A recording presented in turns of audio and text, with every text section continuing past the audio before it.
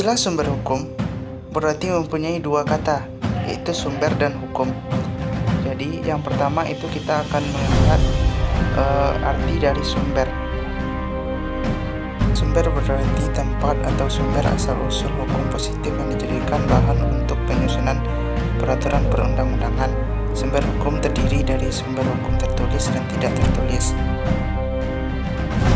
Sedangkan hukum tata negara menurut Lebanon adalah hukum yang mengatur organisasi negara.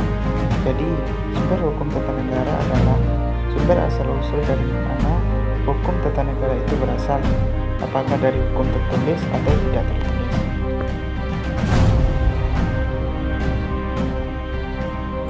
Yang kedua, sumber hukum material dan formal.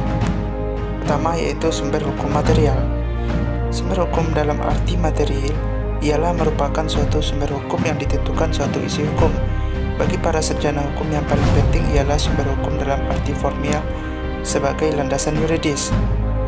Akan tetapi akan kemudian dikatakan perlu jika ingin mengetahui terkait akan asal-usul dari hukum itu sendiri. Ia akan memperhatikan sumber hukum dalam arti material.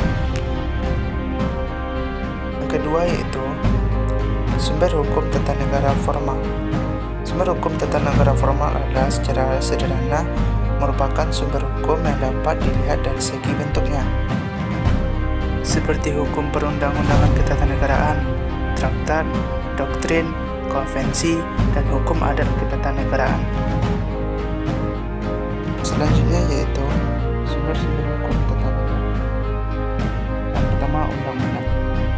Undang-Undang Dasar Negara Republik Indonesia tahun 1945 merupakan hukum dasar dalam tatanan norma yang ada di negara Indonesia, yang biasa kita kenal sebagai Staatsgrond Gesetzes, adalah hukum dasar tertulis yang menjadi dasar-dasar dalam suatu perundang-undangan di bawahnya yang mengatur aspek regulasi dan birokrasi.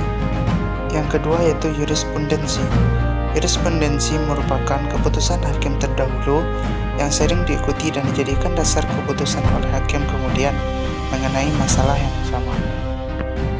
Ketiga yaitu konvensi.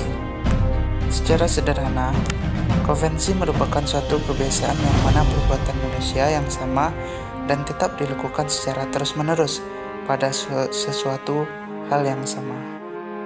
Selanjutnya yaitu traktat. Secara singkat, traktat merupakan perjanjian yang dilakukan oleh suatu negara dengan negara lain. Traktat pada prinsipnya ialah perjanjian atas dua negara atau lebih. Yang terakhir yaitu doktrin.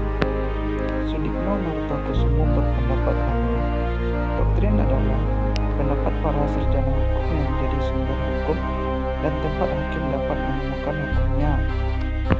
Dalam hukum Islam di Indonesia, ajaran-ajaran dari Imam Asy-Syafi'i banyak digunakan oleh hakim pada pengadilan agama.